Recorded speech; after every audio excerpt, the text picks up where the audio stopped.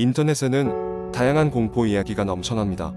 특히 한국 인터넷에서는 사람들이 직간접적으로 경험한 소름 끼치는 이야기들이 자주 공유되곤 합니다. 이번에 소개할 이야기는 직장인 A씨의 이야기로, 그는 야근이 일상화된 대기업에서 근무하고 있었습니다. 그날도 평소처럼 늦은 시간까지 사무실에 남아있던 A씨는 생애 잊지 못할 경험을 하게 됩니다. A씨의 사무실은 서울 외곽 높은 빌딩의 15층에 위치해 있었습니다. 각 층은 회사마다 다른 기업이 입주해 있어 야근을 할 땐 주변이 고요해지기 일쑤였습니다. 그가 근무하던 층 역시 어두운 조명이 켜진 복도만이 실내를 비추고 있었고, 대부분의 동료들이 퇴근한 뒤의 적막감은 A씨에게 익숙한 풍경이었습니다. 회의 자료를 준비하며 컴퓨터 화면을 응시하던 중 A씨는 갑자기 서늘한 느낌을 받았습니다. 누군가가 자신을 바라보고 있는 듯한 기분에 뒤돌아봤지만 아무도 없었습니다. 피곤해서 헛것을 보고 있나 라고 생각하며 그는 다시 작업에 몰두했습니다. 그런데 그때 먼 복도 끝에서 낮고 이질적인 소리가 들려왔습니다.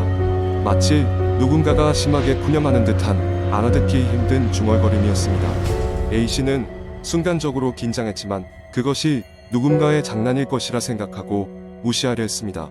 그러나 말소리는 점점 더 가까워졌고 A씨는 할 수 없이 자리에서 일어나 소리가 나는 방향으로 천천히 걸어갔습니다. 복도는 어두웠고 끝이 보이지 않는 긴 회색 그림자처럼 느껴졌습니다. 말을 따라 움직이는 동안마도 그의 심장은 점점 빨리 뛰기 시작했습니다. 드디어 복도의 끝에 다다랐을 때 A씨는 섬뜩한 장면과 맞닥뜨렸습니다. 자신의 회사와 같은 층에 입주한 다른 회사의 유리문 너머로 희미하게나마 사람이 서 있는 모습이 보였습니다. 이상한 것은 그 사람은 눈앞에 있는 유리창에 머리를 기댄 채 의식이 없는 듯이 보인다는 것이었습니다. 더욱이 그의 입은 천천히 움직이고 있었고, 그로 인해 중얼거림의 근원이 무엇인지 알게 되었습니다. A씨는 순간적으로 섬뜩한 기운이 등골을 스쳤고 그 자리에서 발걸음을 돌려 돌아오고 말았습니다. 그러나 그의 뒤를 따라오는 소리, 이번엔 분명히 그의 이름을 부르는 소리가 들려왔습니다. 너무나도 익숙했던 그 목소리. 그러나 A씨는 무섬증에 주저앉을 것만 같아 차마 돌아볼 수가 없었습니다. 그는 침착함을 유지하기 위해 필사적으로 스스로를 다잡고 사무실로 돌아온 뒤 가방을 챙겨 황급히 그 자리를 벗어났습니다. 오래된 빌딩의 엘리베이터는 탁하고 느리게 내려갔고, 퇴근 시간임에도 불구하고 건물은 귀신이 나올 듯이 조용했습니다. A씨는 혼자서 이 일을 저녁 무렵쯤 상사에게 말했지만 상사는 피곤에 지친 상태에서 자주 발생하는 환청일 뿐이라며 대수롭지 않게 넘겼습니다. 그러나 시간이 흐르면서 A씨는 그 일이 단순 환청이 아니었음을 확신하게 되었는데, 며칠 후 비슷한 상황에서 동료들마저 같은 경험을 했기 때문입니다. 그 뒤로 A씨의 회사에서는 그 층의 다른 회사가 입주를 포기하고 떠났다는 소문을 들었습니다. 많은 직원들이 그 자리에 무언가 있다며 떠난 것이죠. 이후 A씨는 회사에서의 경험을 함부로 말하지 않았지만 이사를 간 이후에는 별다른 일이 발생하지 않았다고 전해집니다. 그리고 그 일을 상기하면 여전히 등골이 오싹해짐을 느끼며 오랜 시간 동안 야근을 꺼리게 되었다고 합니다. 이 이야기를 통해 많은 네티즌들은 때로는 우리가 설명할 수 없는 일이 존재하며 조심성 있게 행동하는 것이 중요하다는 교훈을 얻습니다. 언제 어디서 이러한 경험을 하게 될지 알 수 없기에 말입니다. 두 번째 이야기. 대학교 3학년 여름 방학이 시작될 무렵 나는 서울 외곽에 위치한 작은 마을로 친구들과 함께 여행을 떠났다. 대학 생활의 스트레스에서 벗어나고자 계획했던 이 여행은 그야말로 즐거운 시간을 보내기 위한 것이었지만 결국 예상치 못한 공포와 맞닥뜨리게 될 줄은 꿈에도 몰랐다. 우리가 머무를 곳은 마을의 끄트머리에 자리 잡고 있는 오래된 집이었다. 이곳은 친구 지훈의 외할머니께서 한때 살았던 집으로 지금은 비어있는 상태였다. 낡았지만 넓고 자연에 둘러싸인 그 집은 우리에게 신선한 공기를 선사했고 각자의 방을 배정받고 여행의 첫날 밤을 맞이했다. 그날 밤 한창 파티가 무르익을 무렵 갑자기 전기가 나갔다. 우리는 스마트폰 플래시로 어둠을 밝혀가며 문제를 해결하려 했지만 쉽지 않았다. 결국 양초를 찾아 펴놓고는 곧 무더위와 어둠에 지쳐 다들 잠자리에 들기로 했다. 내 방은 게스트룸으로 한쪽 벽에는 커다란 창문이 있었다. 창문 너머로는 울창한 숲이 펼쳐져 있었고 창문 쪽에서 이상한 소리가 들려왔다. 바람이 부딪히는 소리일 거라며 대수롭지 않게 넘겼으나 점차 소리는 창문을 긁어내는 듯한 날카로운 소리로 바뀌어갔다. 잠결에 들었던지라 나는 피곤함에 눈을 감고 이어지는 잠을 청했다. 다음 날 아침 부엌으로 내려가자 친구 수진이 무슨 일이 있었냐며 말을 걸어왔다. 너네 너무 시끄러워서 밤새 창문 긁는 소리가 들리던데 뭐 하는 거야? 나는 수진의 말을 듣고 놀라서 어젯밤에 있었던 일을 이야기했다. 다른 친구들도 비슷한 경험을 했다고 했고 우리는 걱정이 되기 시작했다. 지우는 외할머니 집에 있을 당시에도 그런 소리를 가끔 들었다며 그냥 집이 낡아서 나는 소리일 거라고 우리를 안심시켰다. 그럼에도 불구하고 그 밤의 소리는 점점 더 이상해져 갔다. 마치 멀리서 들리던 유령의 노랫소리처럼 달빛 아래 숲 속에서 울려오는 소리에 우리는 공포심을 떨칠 수 없었다. 각자 핸드폰을 들고 소리의 근원을 찾아보기로 했고 만약을 대비해 무기가 될 만한 막대기 몇 개를 들고 집을 나섰다. 숲으로 들어서자 우리는 소리의 근원을 향해 갔다. 그런데 이상하게도 주변 공기는 점점 싸늘해지고 소리는 더 분명해져 갔다. 곧이어 우리는 작은 폐가를 발견하게 되었고 소리는 그곳에서 시작된 듯했다. 헝클어진 나무와 덩굴들 사이로 폐가 반쪽을 살펴보니 낡고 오래된 가구들 중 몇 가지가 간신히 남아있었다. 그리고 그 속에 갇힌 듯 아마도 숨겨져 있었을 무언가가 기괴한 소리를 내며 우리의 시선을 끌고 있었다. 우리는 그곳을 더 조사하기로 결정했고 살며시 폐가 안으로 발을 들여놓았다. 주변은 음산하고 거미줄이 곳곳에 드리워져 있었다. 그냥 단순히 버려진 곳이라기엔 너무 섬뜩한 느낌이었다. 발걸음을 돌려 집으로 돌아와 우리는 그날 밤을 무사히 보내려 했으나 마음 한켠에는 여전히 불안감이 자리 잡고 있었다.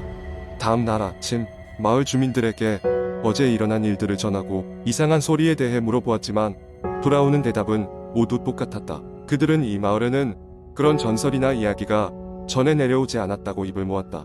마을 주민들 역시 우리가 겪은 단순한 심리적 현상일 뿐이라며 웃어 넘겼지만 그들의 눈빛 속에는 어딘가 모를 두려움이 서려 있었다. 그렇게 며칠 뒤 우리는 서둘러 여행을 마무리하고 서울로 돌아왔다.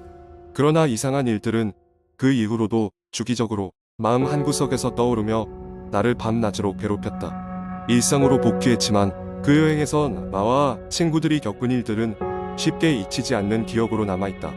어쩌면 그곳 오래된 집과 숲 속 폐가에는 우리가 알지 못하는 무언가가 남아있었던 것은 아닐까.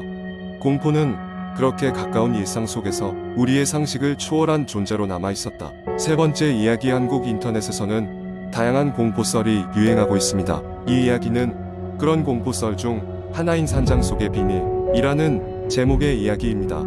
이 이야기에서는 도시 생활에 지친 주인공이 산속의 작은 산장을 빌려 며칠간의 휴식을 취하면서 시작됩니다. 어느 때처럼 회사의 스트레스로 인해 지친 나는 잠깐이라도 모든 것을 잊고 싶었다.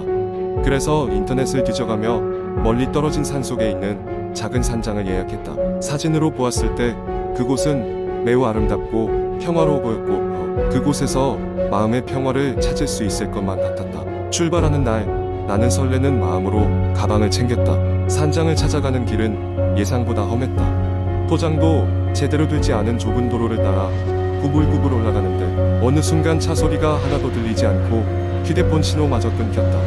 하지만 이렇게 고립된 느낌이 오히려 좋았다. 드디어 산장에 도착했을 때 난 그 조용함과 둘러싼 자연의 아름다움에 취해버렸다. 산장은 겉보기엔 꽤 오래된 것처럼 보였다. 나무로 지어진 이 집은 외딴 곳에 위치하고 있었고 주변에는 나무와 숲밖에 보이지 않았다. 집주인과의 통화에서 집 내부에 필요한 물품들이 모두 준비되어 있다는 이야기를 들었기 때문에 난 들어가자마자 짐을 풀고 주변을 둘러보기 시작했다.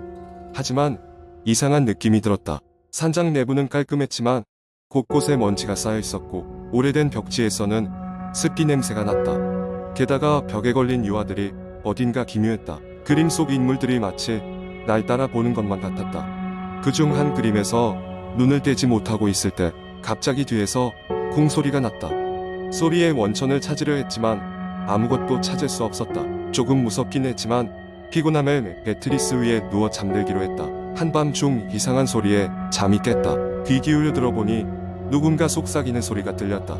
여기서 나가. 라는 희미한 소리였다. 처음엔 바람 소리겠지 생각했지만 점점 크게 들리기 시작했다. 이성을 잃을 뻔했지만 용기를 내어 산장 밖으로 나가보기로 했다. 문을 열고 나가니 깜짝 놀랄만한 광경이 눈앞에 펼쳐졌다. 나무들 사이로 희미한 불빛이 보였고 그쪽에서 무언가 움직이고 있었다. 겁에 질려 집 안으로 다시 돌아가려 했지만 호기심이 이끌렸다.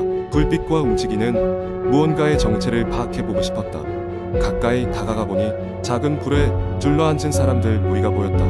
그들의 얼굴은 그림자에 가려져 제대로 볼 수 없었지만 뭔가 이상했다. 그들은 말없이 서로를 바라보고 있었고 갑자기 모두가 동시에 고개를 돌려 나를 쳐다보았다. 한 걸음 한 걸음 뒷걸음질 치다가 그만 뒤로 넘어지고 말았다. 그 소리에 그들은 마치 환영처럼 사라져버렸다. 이게 환상인지 실제인지 헷갈리기 시작했다. 산장으로 돌아가면서 나는 그곳이 더 이상 안전하지 않다는 생각이 들었다. 다음 날 집주인에게 전화를 걸어 이곳에서 일어난 기묘한 일들을 이야기했다. 그러자 집주인은 이상한 침묵 끝에 이야기를 시작했다. 오래전 이 산장 근처에서 어떤 사고가 있었고 그때의 희생자들이 가끔 이런 식으로 나타난다고 했다.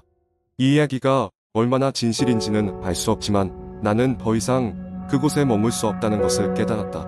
결국 그날로 산장을 떠난 나는 다시는 그곳에 가지 않겠다고 마음먹었다. 도시로 돌아가며 나는 그날 밤이 정말로 없었던 일인 것처럼 느껴졌다. 하지만 그 이후로도 종종 그 소름 끼치는 속삭임이 귓가에 맴돌았다. 역서 나. 이 이야기는 실제로 일어났던 일이 아님을 알면서도 여전히 마음 깊은 곳에서 공포감을 불러일으켰다. 한국 인터넷에 떠도는 수많은 공포썰 중 하나일 뿐이라도 그 여운은 쉽게 사라지지 않았다.